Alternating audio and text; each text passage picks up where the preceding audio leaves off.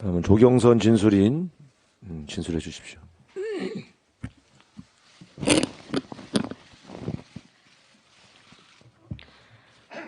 저희 가족은 7남매입니다.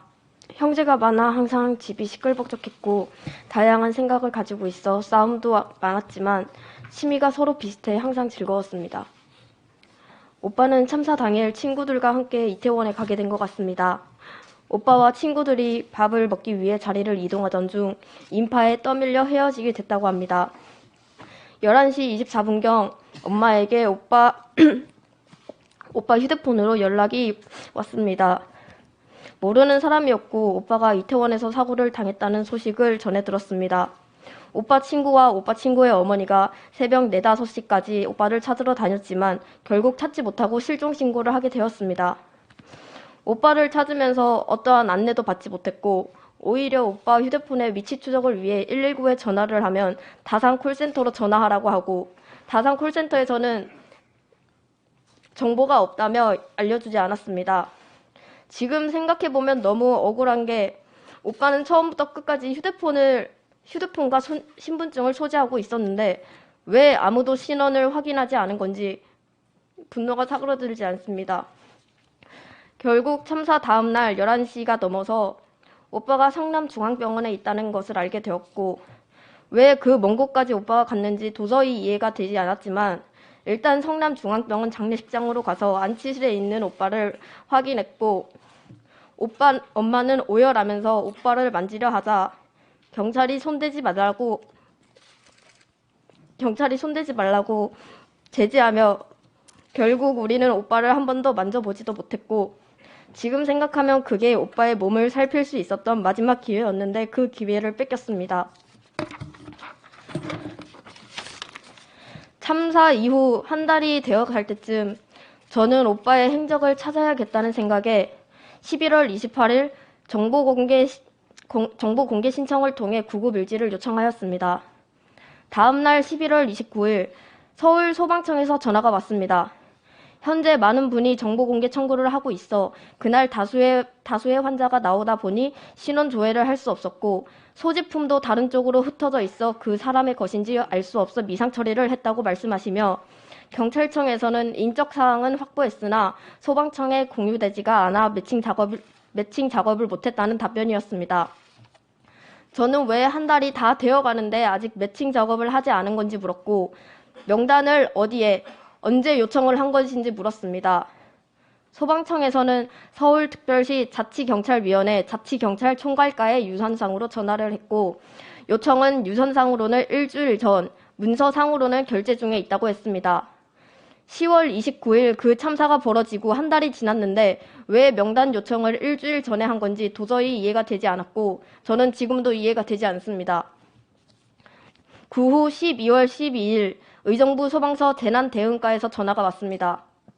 구급일지에 대해서 서류를 지참해서 보내주면 구급일지를 바로 보내주시겠다고 하셨고 저는 바로 서류들을 준비해서 보냈습니다.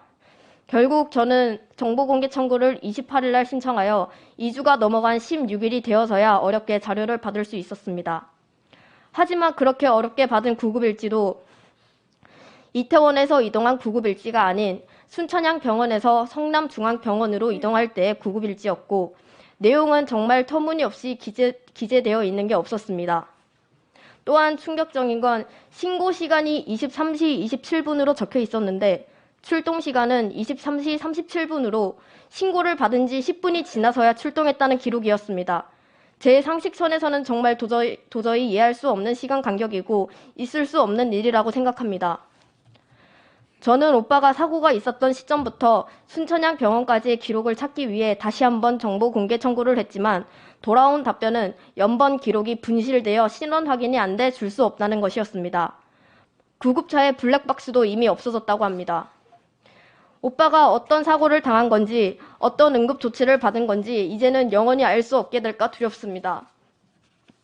12월 2일 오빠의 행적을 알아보던 중 경찰에게 행적이나 상태에 대해 들었다는 분의 말씀을 듣고 성남중앙병원 담당 형사께 전화를 드려 우리 오빠에 대한 기록을 보고 싶다고 말씀드렸습니다. 그랬더니 무슨 기록을 말하는 거냐며 제 말이 이해가 안 된다라는 말만 여러 번 반복하며 저와 실랑이를 벌였습니다. 그리고 수사권은 용산경찰서에서 하고 본인은 수사권이 없다며 사건이 종결되고 난 후 수사 기록이 넘어오면 그때 보여주겠다고 했습니다. 저는 그럼 오빠의 사소한 기록이라도 좋으니 알려달라고 재차 요구했으나 무슨 기록을 말하냐는 둥, 이해가 안 된다는 둥, 화내면 자기가 주고 싶어도 알려줄 수가 없다는 말만 하며 알려주지 않았습니다.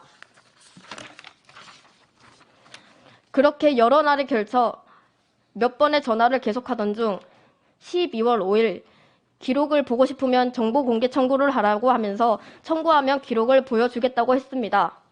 그래서 저는 바로 경찰청, 용산경찰서, 성남중앙경찰서, 국과수에 정보 공개 신청을 했고 12일 정보 공개 요청 결과를 통지받았습니다. 청구 처리는 비공개, 수사 중인 사건의 기록을 보여줄 수 없다는 사유였습니다. 그날 17시 16분 용산경찰서에서 전화가 왔습니다. 오빠의 기록은 용산경찰서에 처리하지 않았으니 성남중앙경찰서에 문의하라는 답변을 받았습니다. 저는 성남중앙경찰서에서는 용산경찰서에서 문의하라고 답변을 받았다고 하니 알아본다고 하셨고 18시 5분 다시 전화가 왔습니다. 사건 서류는 성남중앙경찰서에 있다고 했습니다. 저는 너무 황당하고 말문이 막히는 상황에 정보공개 청구에 기재된 번호로 전화를 걸어서 왜 안 보여주는지 항의를 했습니다. 담당자는 비공개 처리 사유만 반복적으로 말하며 성남중앙경찰서에서는 수사를 안 하고 있으며 용산경찰서 특수본에서 하고 있다고 말했습니다. 용산서에서는 성남중앙경찰서에서 수사를 하고 성남중앙경찰서에서는 용산경찰서에서 수사를 하고 있다는 이런 어이없는 떠넘기기 상황에 분노할 수밖에 없었고 우리 오빠는 그때도 지금도 방치되고 있다는 생각만 들었습니다. 이후 정보공개 청구 비공개 처분에 대해 이의 신청을 제기하자 다음날 성남중앙경찰서 담당자에게 전화가 왔습니다. 담당자는 경찰서에 나를 자꾸 방문하면 기록을 열람하게 해주겠다며 대신 이의 신청을 취하할 것을 요구했습니다. 그 후 세네 번에 더 전화가 왔습니다. 이의 신청 취하 요청을 계속 요구하였고 저는 이의 신청을 취하했습니다. 대한민국 경찰은 국민을 보호하라고 있는 거지 국민을 등지라고 있는 게 아닙니다. 행적을 쫓던 짧은 시간 동안 대한민국 경찰의 행정처리와 부실 수사 방치에 정말 진절머리가 나게 치가 떨림을 느꼈습니다. 저는 지금도 우리 오빠의 행적에 대해 알지 못하고 아무도 우리 오빠에 대해 수사해 주는 이가 지금 현재까지도 없습니다. 그리고 2차 가해 관련해서 하고 싶은 말이 있습니다. 저에게 있어 제일 큰 2차 가해는 뒤에서는 아무것도 도와주고 있지 않으면서 앞에서는 모든 책임과 의무를 다했다고 언론 플레이하는 정부와 공무원, 몇몇 비윤리적인 의원들의 무책임한 발언입니다. 간단히 말하면 이간질입니다. 국가가 해서는 안 되는 이간질로 인해 저는 큰 상처를 받았습니다. 나라를 위해 일하고 국민을 위해야 하는 사람들이 이 상황을 잘 모르는 국민들을 상대로 유가족들이 진짜 원하는 부분이 왜곡되고 선동하고 있습니다. 어떻게 보면 2차 가해 댓글과 상황에 대한 1차적인 원인은 정부와 공공기관, 비양심적인 의원들의 이간질로 인해 이러한 일입니다. 그 상처로 저는 극심한 정신적 고통과 심리적 고통을 같이 느끼고 있습니다. 저는 아직까지도 SNS를 하지 못하고 있습니다. 사람들도 못 만나고 있습니다.